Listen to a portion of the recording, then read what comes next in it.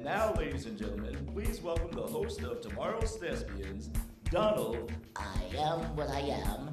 Briggs. Thank you, everybody. Thank you so much. I appreciate it. I am Donald. I am what I am, Briggs. I want to talk to you about something important to me today. It's a little difficult, you know. I've never denied it. No, I've actually come out and actually affirmed it or anything like that, you know. And you know, there's been individuals like Jason Collins or RuPaul, you know, Lee Daniels and Johnny Mathis and stuff like that, you know. And you know what happened to them when they did that, right? So, but you know what? That's okay though. Friends of mine thought about it. Some and some you know, family members and also co-workers, but that's all right. Like the rest of them, just gonna do what they all did and just say it. You know what I mean? It's really difficult though. All right. I'm black. Yes, I'm black. That's right. Wow, that feels good to say that, man. I tell you. Wow. Yes, that's right. I love watermelon, man. Oh, yeah. Some fried chicken, no problem with that. Basketball, oh, you see me on the court, man, just shooting some hoop and all that. You know what I mean? All of that's all well and good. And yes, I love white women. I love Asian women, love Latin women, black women, and all types of women. Oh, yes, I do, exactly.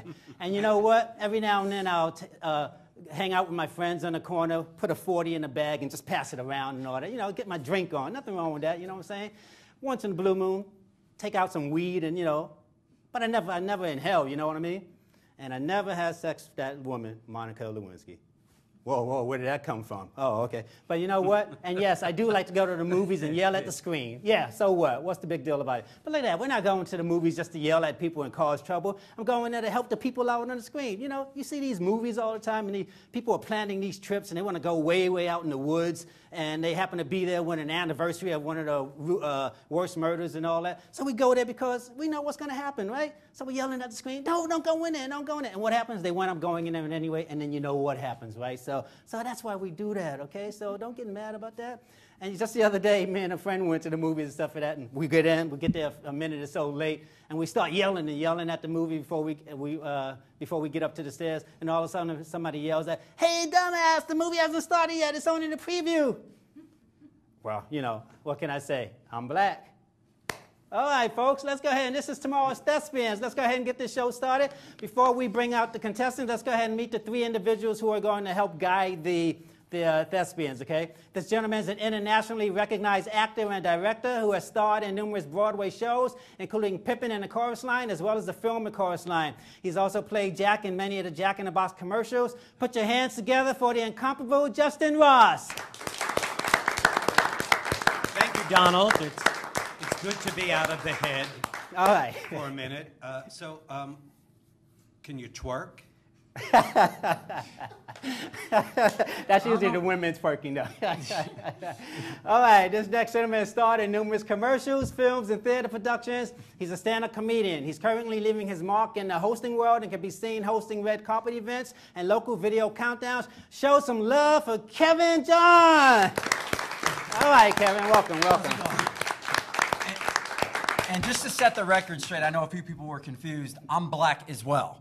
Oh, okay, there you go. And I have to say, when going to the movies and being black, it's an unfortunate stereotype, but typically the black one is the first to die in any horror film. So we addressed that some time ago, didn't we, Barry, in the zombie movies? And he's one of the top acting coaches in the world, as well as an accomplished television and stage actor. He played an engineer in Howard Stern's Private Parts and can currently be seen in NBC's pilot The Mason Twins. Please welcome Barry Papick. Thank you, Donald. And I too am black. All right. We'll dance. All right, folks. We're going to go ahead and get this show started. We have four very talented thespians for you today. Before we bring out the first contestant, or thespian, rather, let's find out a little something about him, shall we? I'm having fun with you, Jonathan. Listen, first of all, welcome to tomorrow's Thespians. Thank you very much. Happy to have you here on the show. And first of all, tell us a little bit about yourself. Born and raised in Los Angeles, California. I'm a native. You're not going to find too many of us. On top of that, I've been performing my whole life. One of those people who've always known what they wanted to do. And I'm married. I got 2 kids. And let's see, in life, I love to dance and live life in the moment. I can tell you seem like one of those fun-loving people, and you know, very versatile because you forgot the most important part.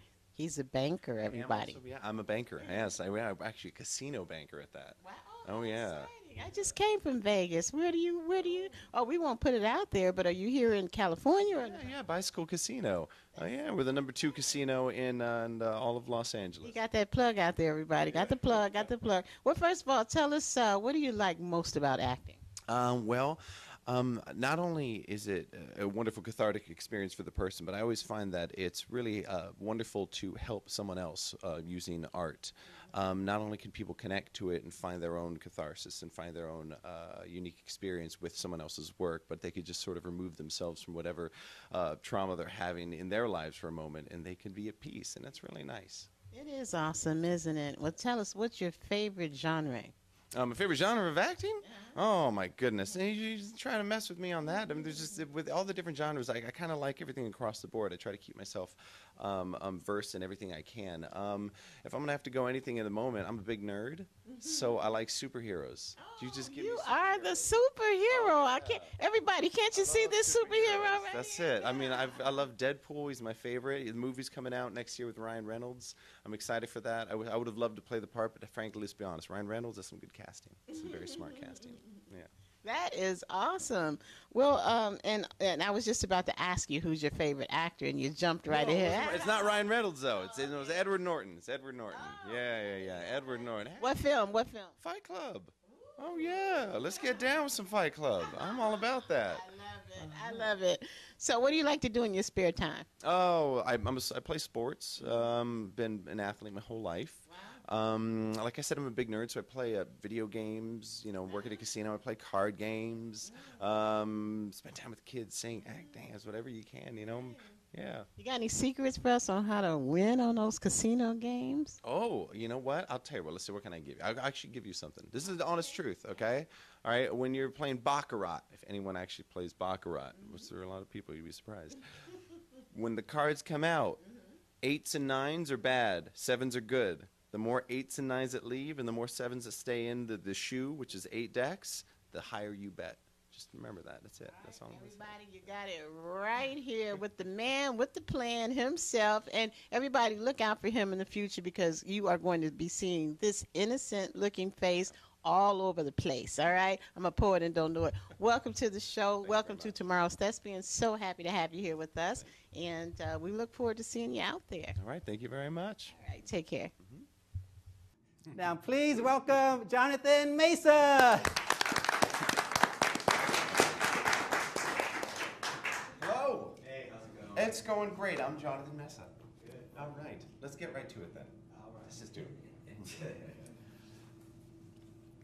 So my brother and I, we were sent to the summer campus through the Fresh Air Fund. It was like one of these programs for city kids and stuff. Anyways, so like they had this fireman's bazaar, you know what I'm saying? And they had like games and stuff, like the ring toss.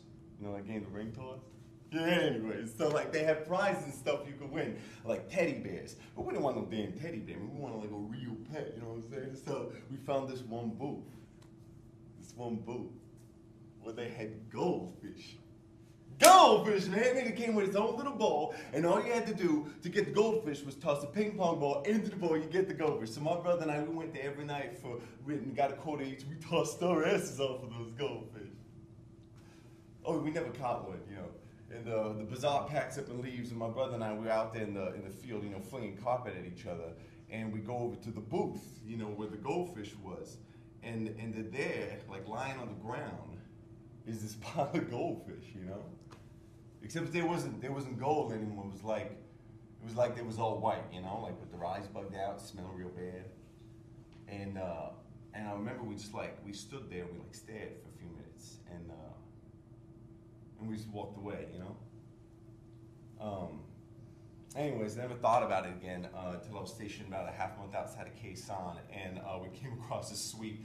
We came across this field with like 12 dead Marines, and I tell you, man, the heat could do crazy things to the human body, you know. And the thing is like when I was looking at these 12 dead Marines, it was like all I could see was those goldfish, you know, like with the rice bugged out, you know, smelling real bad.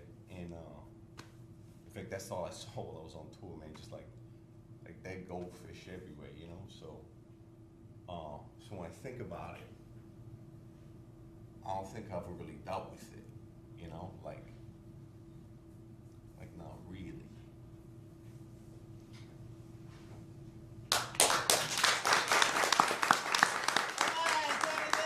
All right, good job, Jonathan. All right. You want to find out what these judges thought of that? Why not? Okay, we're going to go ahead and start with Barry Papick today, okay? All right. Mr. Papick. Ooh, that's the first, yeah. That's different. Hey, Jonathan, how you doing? Oh, doing good. Good, man. I thought your work was really nice. I think a couple things. I think you need to slow down a whole bunch. You know, take your time. Also, I think that you need to play the transitions a little bit more. And, you know, we live in our need 100% of the time. We cover that need 98% of the time. It's an artist's choice of when we expose that need. So I think what you really need is to really have the bottom strong here. If the bottom is stronger, it's going to give you a place to free fall into. And I think that's a little bit of what was missing today. And I think maybe had you taken your time a little bit more, especially with the transitions, you would have been able to drop in a little bit further. I'm with you there. I felt that. Yeah. Completely agree. What's up, Jonathan? Hey, what's going on? All right. First of all, I really like your energy. Oh, thank you. I was engaged from the very beginning, and I like the way that you were able to draw us in. One thing I would say, and you know, you can take this with a grain of salt, I did feel that the accent that you were trying to do, for one, it was a little distracting to me. And I don't know. First of all, what exactly was that accent that you? It's just New York. It was in New York. It was a Bronxy. Okay. It was Bronxy. It was Bronx. Yeah, it was Bronxy. But the thing is, especially when I was inspired by this whole concept of this character was, gosh, you meet a lot of guys who have that sort of like, you know, they want to be rapper type of thing, but they're Caucasian. You know what I mean? So you see a kind of a lot of that kind of thing in this. You know what I mean? Yeah. Yeah. So, but you know, with the New York feel to it. Yeah. Okay. And I did get some of that while I was coming out, but it was a few times when it was a little distracting for what you were trying to say and come across. Also, I was going to say towards the end, I do like you slow down and you actually kind of felt the moments, and I felt that with you. Yeah. But overall, you know, overall was really good. I would just say to play those transitions and moments better, and just I guess polish the Bronxy. You gotta go back to New York. Right. Just listen to a lot of Barry Papick, and you understand the Bronxy end there. You'll be good. Good work, though. Thank you. Justin. Sure. Hey, Jonathan. Hi there. Well, I'm pretty much on the same page with Kevin and Barry on all the pluses. I also found you very charming and engaging, and I really like the choices that you made. But I also wrote slow down, because it will help in your transitions. And who are you speaking to? A significant other. Love. I'm sorry? A significant other. A significant other. Yes, love. To be specific, I picture when I do it myself, my wife. My actual wife in real life, but in terms of the character, it's someone I'm in love with. Okay, and what's at stake in the telling of this? The question is, you know, how do you deal with what you saw? And the whole concept is, the actual answer is, I never really dealt with it, and I definitely sped through all the wonderful moments to getting to that point.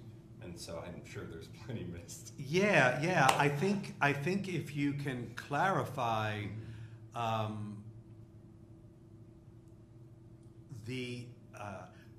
the need for you to address this to this significant other more, it will help with everything that, you know, we've been talking about, and help you slow down more and help you internalize it. Yeah. more. But I think that it's terrific work and can only get better. Thank you. So thank you. Jonathan Meza, everybody. Thank you so much. I appreciate it. All right. Thank you. All right, we're going to bring out our next performer this afternoon. Before we bring her out, let's find out a little something about her, please. Hey everybody, we are here on tomorrow's Thespians right here today with Lady Linda and guess who? A great surprise, Marilyn Monrovia herself. Hey, welcome to the show, Marilyn Monrovia. Hello. I mean, you are not only in character, but you are in character. This is what I'm talking about. Dress to impress. Show up, be there, and be the character herself. I am so impressed. I'm speechless. I know one thing. You're ready. You're so beautiful. Well, thank you. And Marilyn Monrovia, you are definitely Marilyn Monrovia. So first of all, tell us about yourself. Hello. I'm very proud that I was able to get in on this and showcase. I'm going to perform Shakespeare sonnet number 99. This sonnet is an anomaly because it's a 15-line sonnet and all of Shakespeare's are only 14. So I wanted to express that I think I have it figured out. The very first line of the sonnet is sort of an introduction to the sonnet. So I think that the main idea he had was just to give it a little bit of introduction before the sonnet began. Well, what gave you the idea of Shakespeare?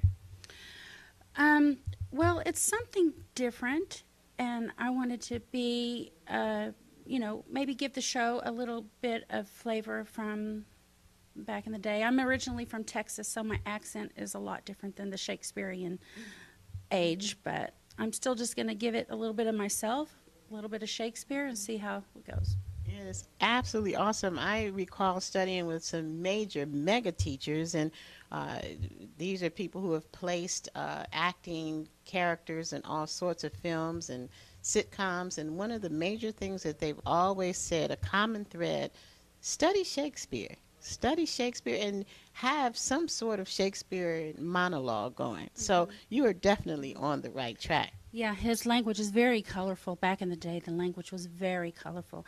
And I do think that I'm going to try, my goal is to have an experience when I get there in front of the cameras to do the performance. I'm going to try to just have a giant experience. Instead of just do something or be something, I'm going to just have the experience. That's my goal. Absolutely, and so that just means being the character, just being it. I love it. So tell us, what was your favorite of all favorites in terms of films when you were growing up? Well, my very first movie ever at the drive-in was Grease, and so I fell in love with John Travolta, and he was one of my big heartthrobs. And then as time went on, I fell in love with Leonardo DiCaprio. Oh. So I have my bail money saved up. If I ever get cast near Leonardo DiCaprio, I'm good to go. I'm loving it. Now, in terms of all of the acting roles that you've done, and I'm sure you've done a lot because you're doing such a great job of staying in character, tell us who was your favorite or what was your favorite role? I was cast in Valentine's Day as Supermom to work with Ashton Kutcher, and they called me at 11:30 at night for a 5:30 a.m. call. I didn't sleep the whole night. I was so excited, and when I got there, they said, it's his day off. So I was so upset. Then the next time I got called to work with Ashton Kutcher, they put me as a car accident in a hospital bed next to him, and they put makeup as if I had a bloody broken nose and black eyes, and I was right there next to him, 5 feet away going, you're so cute, Ashton. I feel fine. I just look terrible. What a great time to be able to meet Ashton Kutcher. I tell you, now that is a story, everybody. Well, make sure you remember her, everybody, Lady Marilyn Monrovia, right here on Tomorrow's Thespians today. Marilyn, thanks for joining us, and we know you're going to do well. I don't even have to say good luck. Everybody, check out this outfit. It is really going on. Check out Linda. She's hot. Oh, thank you. Please welcome Marilyn Monrovia, everyone.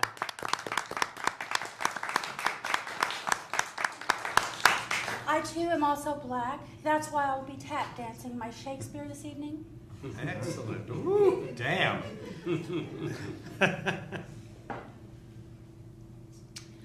And I would also like to dedicate this to my wonderful husband who supports me in everything that I do.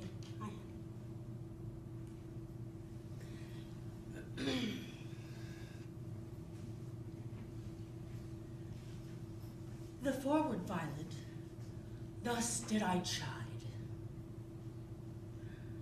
Sweet thief, whence did thy steal thy sweet that smells, if not from my love's breath? The purple pride which on thy soft cheek for complexion dwells in my love's veins, for thy too hath grossly died. The lily I condemned for thy hand, and buds of marjoram hath stolen thy hair. The roses fearfully on thorns did stand, one blushing shame, another white despair, a third, nor red nor white, hath stolen of both, and to his vengeance, in pride of all his growth, a vengeful canker, eat him up to death.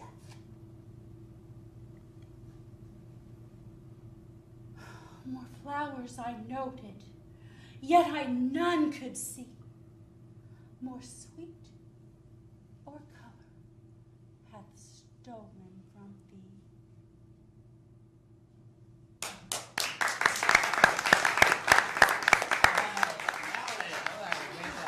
Great job. Let's find out what the judges thought, okay? Barry, please begin. Hi, how are you, Marilyn? Hi, Barry. Well, thank you for the tap dance. We've covered every stereotype we possibly can now. What was in your right hand at the beginning of the monologue? These were the violets, the forward violets that I was chiding to. Was there a reason that you didn't bring any flowers onto the set? Because I'm in a mime class and I don't need any props. I can see them very clearly. Yeah, but we're not in a mime class, so I think it's really to our advantage, to bring the props onto the set. Otherwise, in the middle of the monologue, you just sort of lost them, and at that point, I lost belief in the monologue. So what I want to see is either you really use them and hold on to them, and so I can believe them, or don't use them at all because my attention will drift. I thought the words here are really beautiful, obviously written by Shakespeare, and I thought it was really interesting what you did. I thought that you had a wonderful connection to the words, but what you didn't have, what was really underneath the words, and in this monologue, in this sonnet, if you don't have the bottom here, if you don't really have the truth, all we have is a bunch of pretty words. And, pretty words aren't enough, especially in Shakespeare. Pretty words aren't enough. We really need to drop into what this sonnet is about, and I thought that was lost a little bit. Kevin. Thank you. Hey, Marilyn. Hi. First of all, I appreciate you coming dressed for the piece. I appreciate the dedication there. You're welcome. One of the things I want to say that I really do like your voice, your overall diction. I feel that your voice very eloquently gave depth to this sonnet. Now, as far as your hands and stuff like that, I did feel that, and you said you were miming, so you cleared that up, but some of the other gesticulations were a little distracting for me as well, because I wander quickly, and it was yeah, I think it was ADD that went undiagnosed as a child. But it's very difficult for me to focus in on what you're saying when there is so much movement with your hands. And this is another thing, you know, I'll be honest, I didn't understand about half of what you were saying. A lot of sonnets, or you know, Shakespearean, a lot of that just comes off of the actor's dedication, their emotional connection to it, as far as conveying it. And I felt that there was a good level of connection that you did have to this. You know, I saw the authenticity in your eyes, your voice, and of course your hands.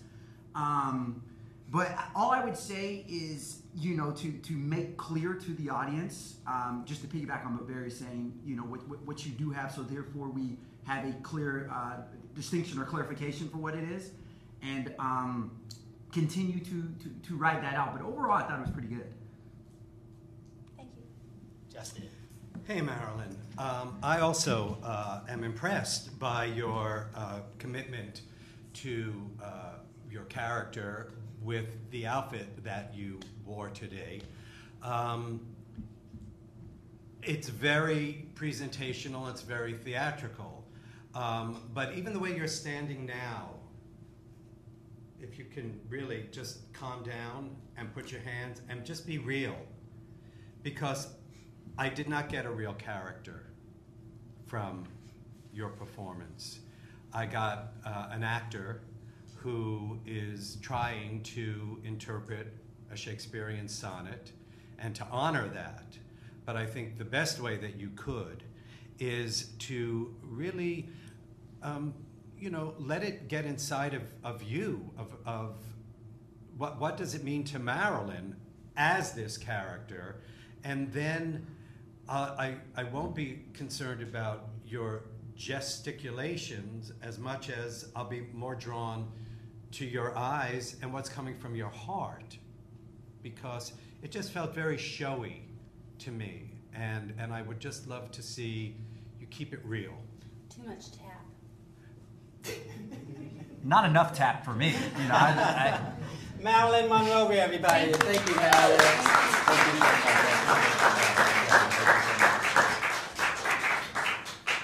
All right, for the third person this evening, before we bring him out, let's find out a little something about him, shall we? Hi, everybody. We're back with Mr. Eric A. Peterson. Hey, Eric, welcome to the show. Thank you so much. I'm excited to be here. Well, we can certainly see the excitement, and by the way, the excitement really shows in that gorgeous bow tie. I mean, you're really looking the part there, Eric. Well, thank you. I'm a character, and I'm a character actor. So I have a lot of fun. I love it. Well, tell us, what type of character actor are you? Well, you know, I'm well, I call myself quirky, eclectic, fun. But ironically, sometimes when I'm submitting for auditions, I would say 70% of the time I get cast in dramatic roles. So it's a surprise to me. Oh, wow. So when I do a comedy, that's really fun. I was really fortunate to just play a studio lawyer in the new Coen Brothers film, Hail Caesar. So in a scene with Josh Brolin. It was very exciting, really exciting. I was just going to ask you, and you kind of beat me to it there. What's your favorite genre?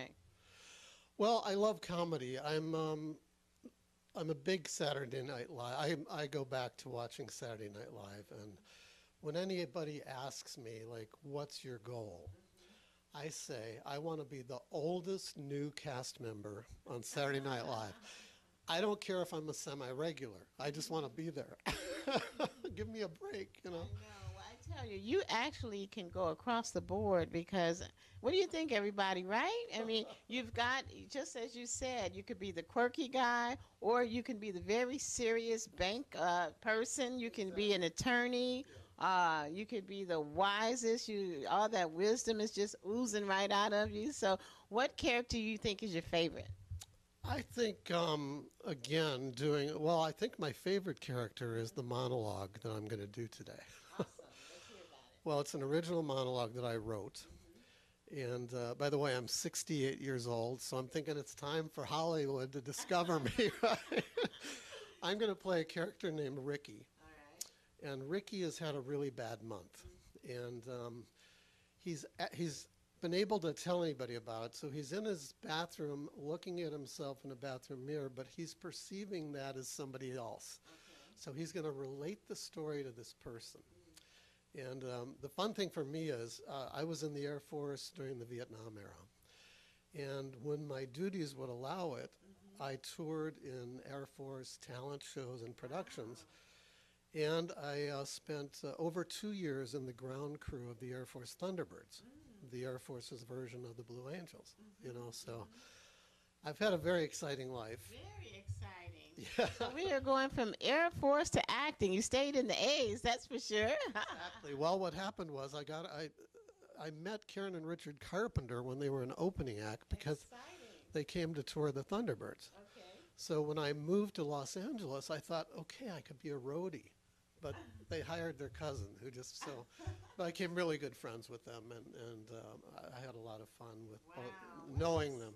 What an exciting story. So then I got in the record business eventually in the days of 12 by 12 records. Yeah. And I'm going, yeah, so I'm telling them myself, but I'm really remembering what you're talking about. Go ahead. well, you know, 8 tracks were still being closed out, and so I had a 32-year career in the entertainment business backstage. I worked for the late 1999 to 2003. I worked for Showtime Networks, and I was one of 3 people that helped develop their in-house home video division, and that was really fun. That was very exciting. So in the record business, I worked with, Bernadette Peters, Anne Murray, Village People, Kenny Rogers, developing promotions for their albums. Oh, exciting. So, oh, my gosh. Well, you know what?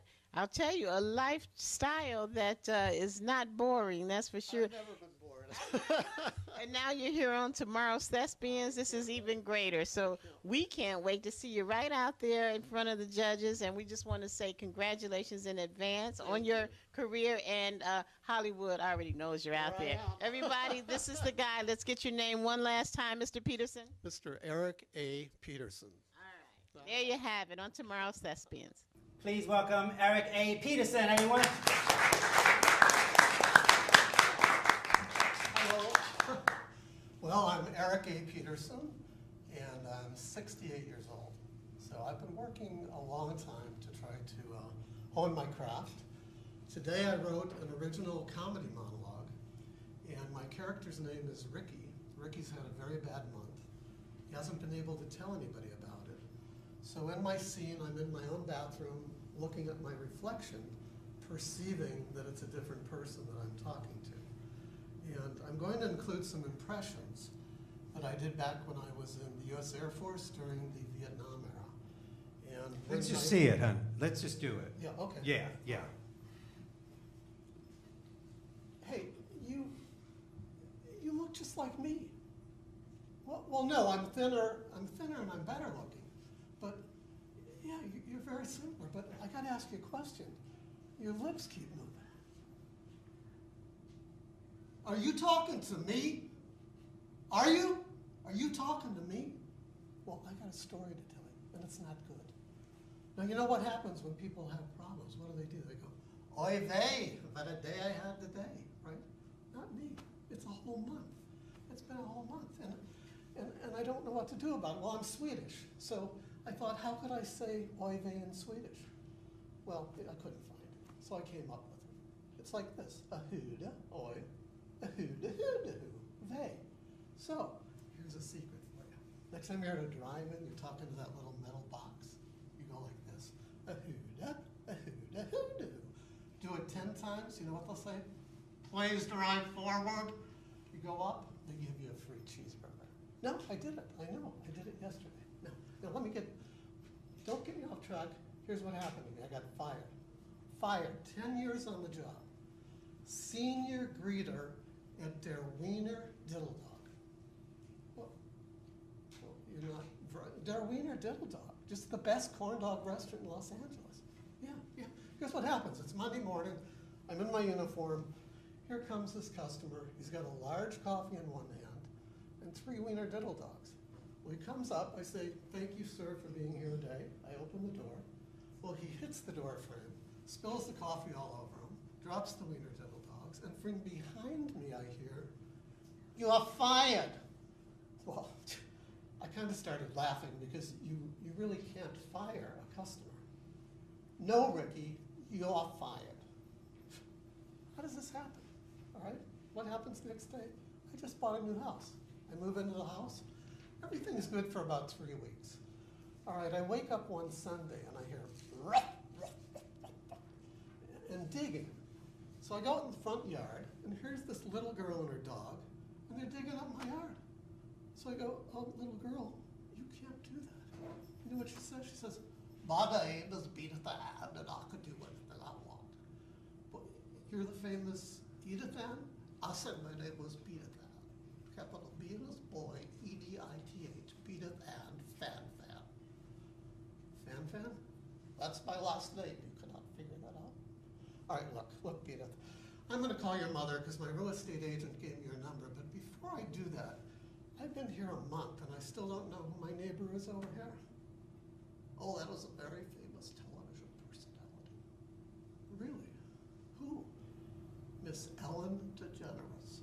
I live next to Ellen. Well, that can't be because I haven't seen Portia. I do not believe Miss DeGeneres drives a Porsche. No. I mean her partner, Portia Del Rossi. I would think I would. Do you have any oatmeal cookies with peanut butter on them? Okay, look, Edith, I'm calling your mother. It's time. Hello? One ringy-dingy. Is this the neighbor to whom I'm speaking? Miss Bernstein, look, your kids and your dog are digging up my yard. Oh, I'm so sorry, Mr. Peterson. I'm so graciously sorry. Well, I'm glad somebody is, because this can't happen. Oh, I'm graciously sorry because I have a much more important phone call than yours. Goodbye.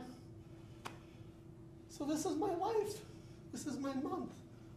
I mean, what do I do now? Look, I gotta go, I gotta type a resume, but tomorrow maybe we could meet here and we'll shave together. So you bring a styptic pencil. Oh, come on, a styptic pencil. It's like chalk. It's like, I know I'm not gonna cut myself, so it takes the blood away. You're not getting it. I'll bring it. Look, I'll see you tomorrow. Go get your free cheeseburger, and we'll talk tomorrow.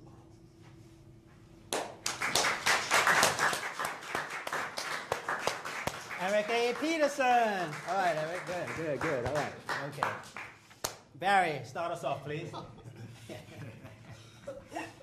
Eric, I like you. I hated that monologue. I thought it was a concept in search of a monologue. The reason that you did the monologue was to throw in a bunch of imitations, which really didn't land anyway. The piece itself doesn't have a beginning, middle, and end. It has no arc to it. I'd rather see you do something that somebody else wrote than something that you wrote. I think what you wrote this in order, to throw in a whole bunch of stuff. It was too much stuff. The monologue didn't work. I love your handkerchief, by the way. You were acting all over the place. It was. I don't want to see acting. I want to see life. But what you handicapped yourself from the beginning because you gave yourself a piece that you couldn't live in. Right from the beginning, it was lost, and I was lost. I was thinking about my laundry list in the middle of the monologue because you took me in a place that I had no place else to go but my imagination. Kevin. What's up, Eric? Hi, how are you? Peterson, I'm a Peters. We may be related. Peterson, Swedish. Okay. Yeah, I don't think I have family from Sweden, but at any rate, I'm gonna say this. I think Barry was a little too harsh. Whenever writing or creating anything, first of all, people they undervalue the the concept and the skill set it goes into writing pieces. And writing is very difficult. A lot of times anyone thinks they can do it. I feel I understand what you were trying to go through, and I know that you tried to preface that in the beginning by setting up your piece and everything. So I wouldn't necessarily tell you to can it or to trash it or do somebody else's work, because if you believe in yourself as a writer and you believe that you can convey that, I would definitely say continue to do it. Now, it does need some development. It needs some work in order to make it work. But if you have a true, genuine connection to that piece, which obviously you do because you wrote it, then by all means necessary, stay with it. Now, as far as some of the things you may want to clear up in there, characters. There were far too many characters in there that you were doing. And it was a little distracting at times. Also, I wanted to say the whole thing was one tone. There was no inflection. There was no voice inflection. There was no physicality difference. It was all one tone, like the whole thing was done. So I would like to see levels in there. Bring it up. And I know you have levels. Oh yeah. Of course. And also, I didn't say this, but I do want to commend you for being a vet and serving. Obviously that's a very commendable. But yeah, I would just say, maybe cut out some of it. And that's what I wrote on there. It's just way too long. Okay. I felt that, it just continuously went on and on. There was no conclusion. So I would... Like your critique. So with that being said, stick with it, clean it up. Can it, trash it. Do not trash it. Do not trash it. There's hope in everything. You're very lucky that you have my advice. Let's let Justin get in here. Come on, Justin. Let's hear it. Hey, Eric, again, and thank you for your service.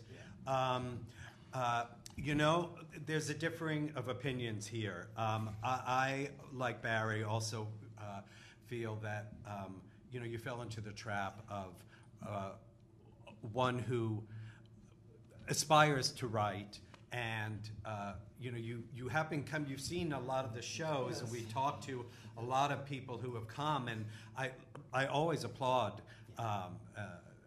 an entertainer, an actor, an artist to do other things as well. But in a situation like this, when you're here to really show yourself off to the best advantage, I don't think you did yourself a service.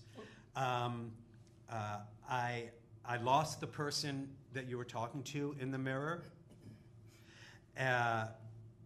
Technically, your voice went in and out, up and down, so I couldn't always understand it.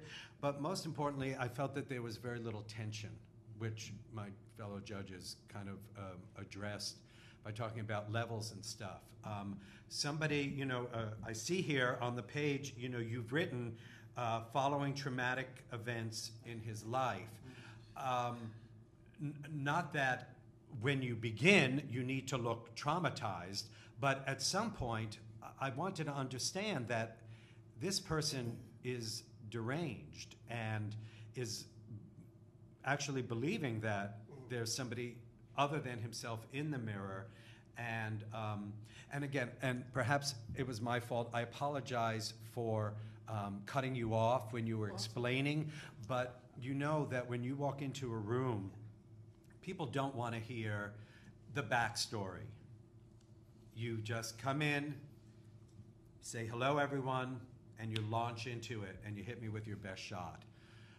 So that's what I would recommend the next time you, whether you wanted to do that because I know in some monologues you were confused who the person was talking to, so that's why I was trying to explain that a little. But we want to see it. We don't want you to tell us. Okay. Yeah, we want to see it in your performance, not by you telling me. It's okay to tell, just let us ask. Because before, I think I asked the question to the person who they were, so that's fine. Eric A. Peterson.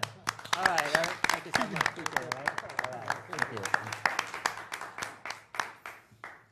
Okay, the final thespian for this afternoon. Before we bring her out, let's find out a little something about her. Hey, everybody. We are here today with tomorrow's thespians, and we have a real live thespian with here. And doesn't she look real sweet and sugary? Well, why not? The last name is what? Valentine. So we have with us today Lady Carla Valentine. Welcome to the show, Carla. Oh, thank you. So happy to have you. I mean, all these beautiful spring colors. Oh, that's how you're feeling inside, yes, right? I am. You got to bring spring. Absolutely. Well, first of all, tell us about yourself.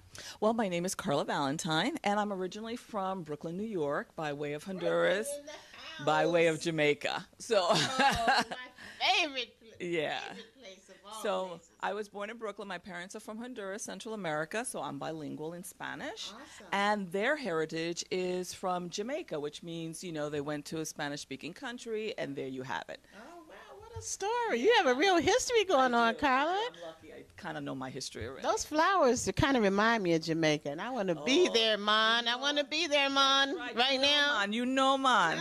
Like, oh, no problem. So, Carla, tell us, out of all of the actors out there, who's your favorite? Right now, Viola Davis is killing it. Oh, she's awesome. Kerry Washington. A go-to is always Cicely Tyson. And in males, Denzel, So I call him Sir Sidney Poitier because to me, he's a sir. Yes. So I love all of that stuff. Oh, absolutely. Now, what is your scariest feeling when it comes to acting? The scariest is more like not fear, but an anxiety in which perhaps what I've already prepared is not going to come out the way I prepared it.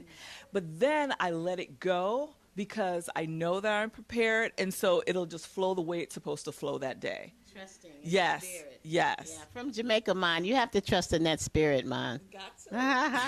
How does it go? No problem, man. There we go.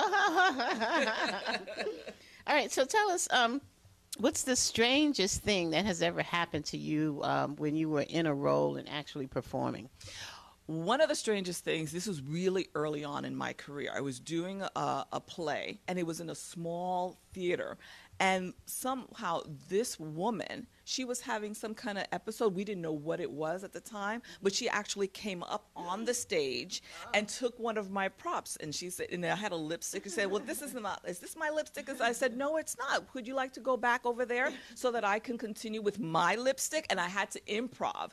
And so when she went there and then continued with everything, kept it together. And at the end, I'm like, what the hell is going on? What was that? And it turns out that she was a diabetic, and she had her blood sugars was too high or something, and she had this kind of fog thing out, and she didn't remember at all anything that she had done. And so she came back and she apologized. I said that was kind of scary. So that was the weirdest kind of thing. But many times, you always have to improv thing. Just recently, though, I just did this other play called The Lost Kingdom, and it's about ancient Africa, and hopefully it'll get done. And there was, the theaters are small as usual, and the entryway was blocked. And so the other actor who was supposed to come through couldn't come through on time. So, we said our cue lines and everything like that, no motion. And so me and the other actor, we kind of looked at each other and said, well, we can't have dead space. We continued on and on and on. We created so much more moments. And then finally, I'm saying in the back of my mind, when is she going to get here? When is she going to get here? And then finally she got here. And then at the end, we're like, oh, what the writers are going to think about. And they said, we loved it. And we might actually incorporate that into the play. Speaking of improv, that's what acting is all about. I absolutely love it. Yeah, you have to. Well, with all that's going on right now, where would you like to see your acting career go? I would like to see it continue to do very provocative, interesting characters. It would be great if it's on a hit show that brings in a nice monetary livelihood, but the importance is the quality of the work. So, I am a registered nurse by trade, and, and I incorporate healing arts with that, holistic with that. And so that's cool, but I would love to be able to be a full-time actress and be able to do nursing part-time. Well, there you have it, everyone. Remember this name, Carrie Valentine. Carla. Oh, Carla we better. Valentine. All right, everybody. So now you have to make sure you remember it, okay? My bad. Sorry about that, Carla. Everybody, make sure you check her out. Okay, right here on Tomorrow's Thespians. Good luck to you and congratulations in advance, Carla Valentine. Thank you. We love you, Lady Valentine. Thank you. Please welcome Carla Valentine. Hello. Hey, Carla. Hi. Olive, the one good thing about being married is that you don't have to worry about being found dead by strangers. It happens. It happens a lot. Just watch the news. Having everything you kept hidden for so long just all splayed out there. awful, you know? Because there's never an absence of audience. No matter what people are in the middle of doing, they'll stop. For a chance to see a stinking, decomposing body, they could be in the middle of a haircut or sucking down margaritas or whatever. They'll come on over. Oh, but that's not going to happen to you, Olive. And you want to know why? Because long before anyone gets to wondering about what the hell that smell is creeping out from under your front door, your husband, and you will have a husband, is going to find you. Yeah. He'll be reading the morning papers or letting out the cats or getting ready to take his morning dump. And he's got to get to wondering.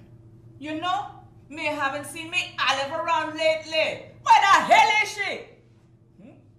Never succumb to passive acceptance. Come on, Olive, say it with me. Never succumb to passive acceptance. Good. Now, where are we going to go for lunch?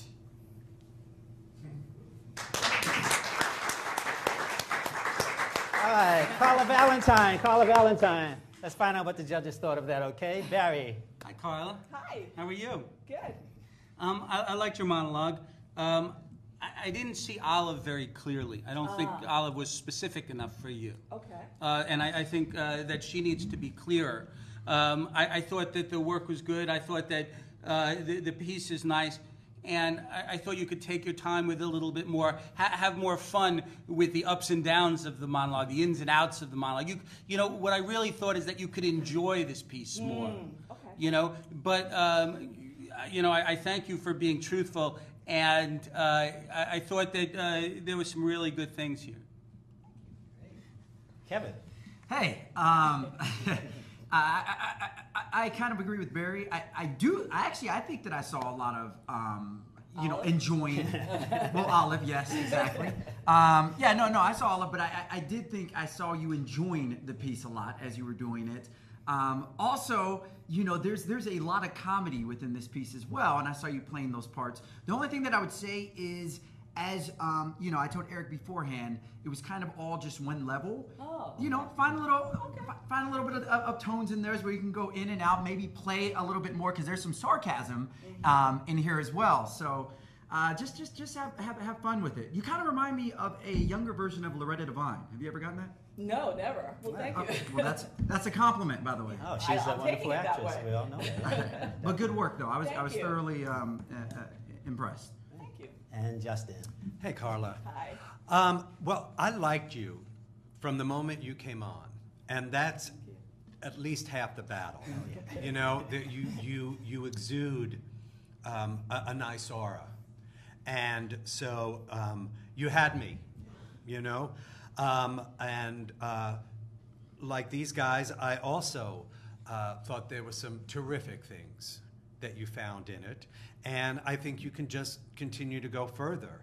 And you know, we've been giving you some technical notes, but it all has to come from the truth and from, you know, the honesty between the two characters and what you're trying to convey. And you are playing Olive's big sister, is that correct? Mm-hmm. So a big sister would just inherently, you know, perhaps be a little bit more assertive, gentle at times, stronger at others, in trying to get your point across. Mm-hmm. So, you know, there are layers to continue to peel from this, but you're well on your way, and I hope to see more of what you can, you know, bring to us. Okay. Yeah. Carla Valentine, everybody. Carla, thank you so much. Did it stay right here? No, all right, everybody, we have come to the end of the show. I'm going to bring all of the Thespians back out. Please, Thespians, please join me.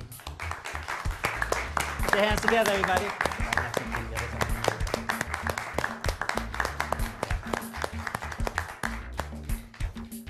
Oh, yeah. Right over it, okay. All right, everybody. Well, thank you so much for joining us this afternoon. We appreciate it. I want to thank the judges. Hands together. Thank the audience members. Thank you to the crew. I want to give a special thanks to Linda Leak, who warmed up the Thespians before they come out here. And last but definitely not least, thank the Thespians, everybody. All right, so thank you all. Appreciate it.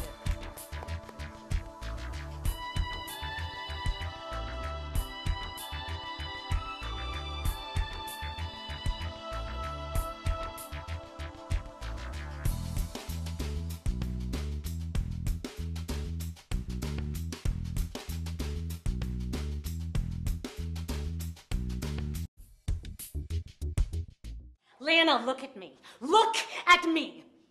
If you go through with this, you will be out of this house so fast it'll make your head spin. Great job. It started when I first discovered music. Oh, not the appreciation of music. I thought personally that this was much closer to genius. You ever read the Bible, Ringo? Hell, of course not. You're not a man of God. Sometimes as an actor, we need to know what is a monologue that's going to allow us to shine. And by the way, he died the death of a salesman. By finding the truth, it's your truth as this character. And then I'm suddenly not watching an actor, but I'm watching a human being. Isn't he something, that Lester? People would say, always happy. Look at him, always with that smile. A lot of this came off as general. Who am I speaking to? What's to my left? You know, those are things that you as an actor really have to define. I spent every moment trying to do absolutely everything right. You drew me in very quickly because right after you introduced yourself, you kind of instantly changed your emotional state, which I thought was really amazing. I ate the divorce papers, honey, and I ate them with ketchup. Comedy is rooted in, it's like you're taking things almost too far, and I feel like you're not taking it far enough. There are no monsters under your bed. Can this cockpit hold the vasty fields of France? It was really a delight to see it done well. Within the girdle of these walls are now confined two mighty monarchies. You were so connected to the material that I understood every word. They always give me attitude at Kinko's. First thing in the door, they're just dishing it out. You have a lot of what feels like planned mannerisms. I think I've just come up with the best theory! Your energy was infectious. How long since I played hide and seek? 30 years. The bottom wasn't strong enough. As an actor, you have to make a choice, you have to make a decision, and when you make that choice, go with it. So, yes. As Meryl Streep has said, she finds, that character within her own personality.